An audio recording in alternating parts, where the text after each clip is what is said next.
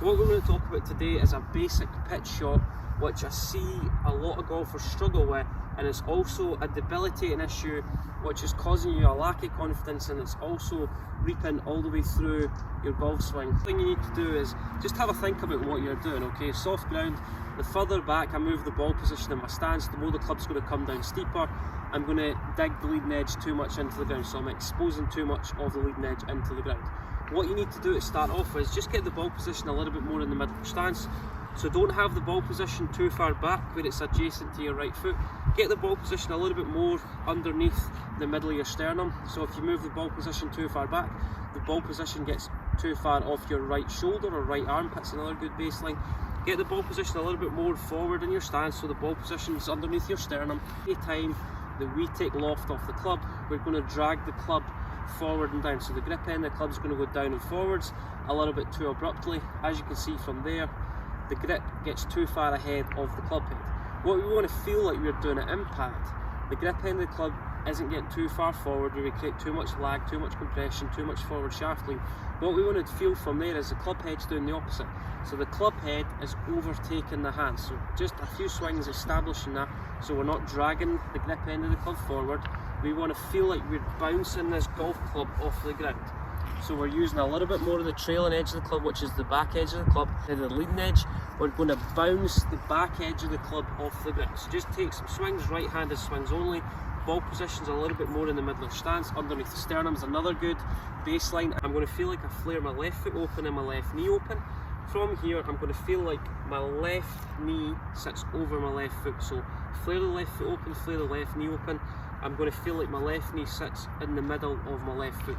So my left hip should sit slightly lower. Left hip's a little bit lower. I feel like everything sinks into my left side. And all we're going to do from here is that's going to establish a little bit more weight into my left foot. I feel like I'm sitting down, my left foot's an anchor, and all my weight is sitting in to that left side. I should feel like my left leg's really heavy, my right leg should feel really light. That's just going to establish a little bit more weight into this front foot, and it's also, anytime that I move weight into my left foot, my sternum is going to get ahead of the golf ball. So that's getting the chest a little bit more open at address, it's getting my weight a little bit more into my left side. Having your right hand too far underneath the club, which we establish as a strong grip, you're going to take your right hand and you create a V between the thumb and your forefinger. When I get the grip too strong, that V points outside right shoulder. So put your right hand on the club, this V should now feel like it points towards the middle of your chest, if not towards your left shoulder. That's going to weaken your right hand grip, and that's going to allow you to open the club face a little bit more in the back. So don't get your right hand too far underneath the club like this, where my right thumb gets too far underneath the grip. You're going to take your right thumb, place it almost down the left hand side of the grip. That V should go in conjunction with the middle of your chest. So that V points towards the middle of your chest. So as we work the club back from here, the knuckles on your left hand, they're not going straight down towards the ground. That closes the club face.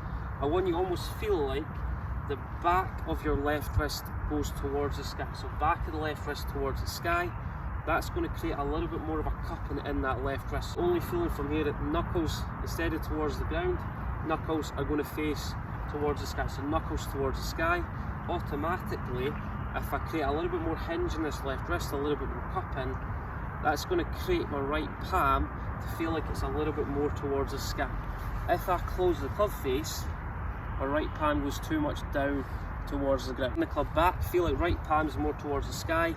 Automatically, as soon as that right palm goes towards the sky, that's going to allow that left wrist to cup. So instead of getting the right palm towards the ground, you want to feel right palms a little bit more pointing towards the sky, so feel like you're catching raindrops.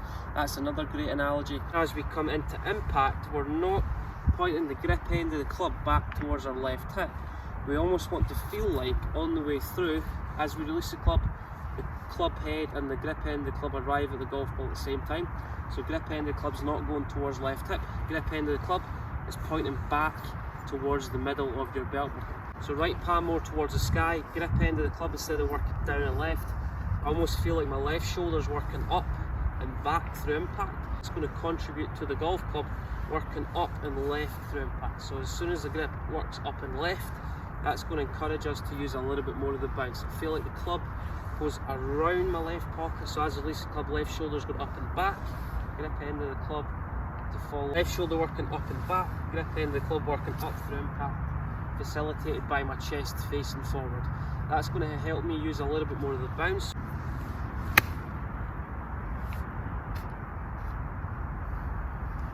And as you can see from there, I'm bruising the ground. You're always going to take a little bit more of a divot in the winter because the ground's softer. Club against your shoulders, you feel like your chest gets a little bit higher through impact. So your chest's not going straight down towards the ground, but your chest faces the ground for too long. You're going to put the club against your shoulders. The only feeling from here, once I've got the ball in a good position, my left hip's a little bit lower at dress, I feel like I'm sinking into that left knee. We're going to work the club back, feeling like that club face opens, so right palm towards the sky, and as we swing the club into impact, I feel like my chest gets a little bit higher through impact. So how does that look? I feel like my left shoulder's working up and back, chest is facing forward, and all my weight is on my left foot. The more efficient you set up, the better chance you've got of hitting a really good shot. Ball a little bit more in the middle of your sternum, so fillet your left foot open and your left knee. The next piece of the puzzle is we're going to push our left knee over our left foot, so I feel like my left hip sits a little bit lower than my right hip at address. That's just going to anchor my weight on my left side. It's going to get my chest ahead of the golf ball as soon as I sit into that left side. And the feeling on the way back, as I swing the club back, don't get right palm too far towards the ground. As I weaken the right hand grip, as I swing the club back, it's going to encourage the right palm to face the sky a little bit earlier. So right palm towards the sky is going to open up that club face.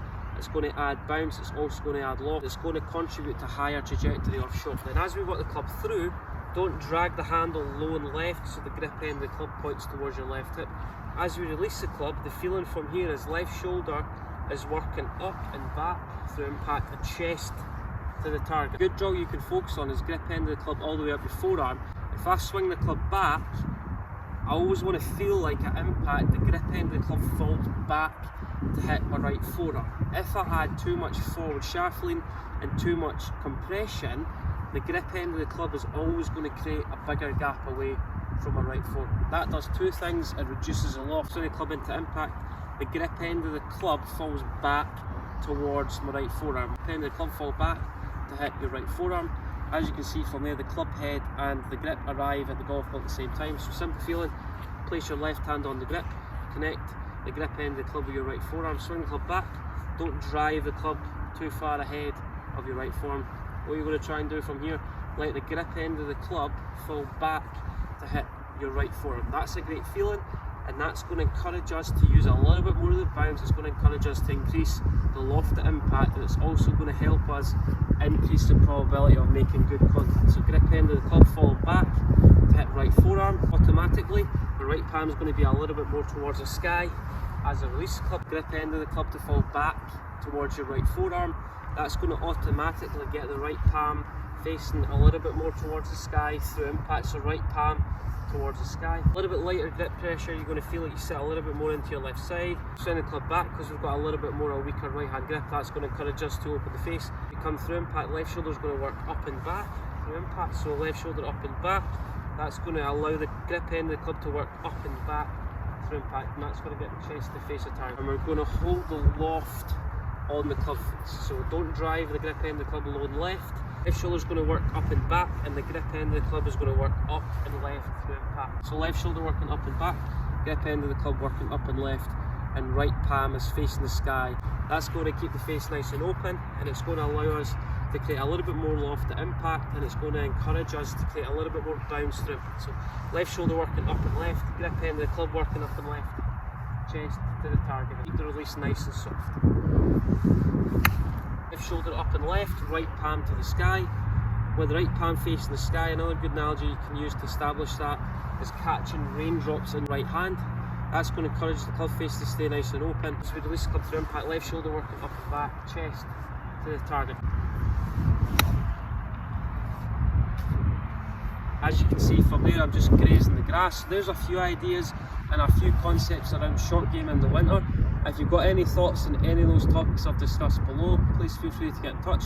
If you've got any thoughts regarding that video, post your comments below with what's your golfing goals in 2024. Please smash that like button. The more likes the video gets, the more exposure the video gets, and also the more golfers I can help in the long run.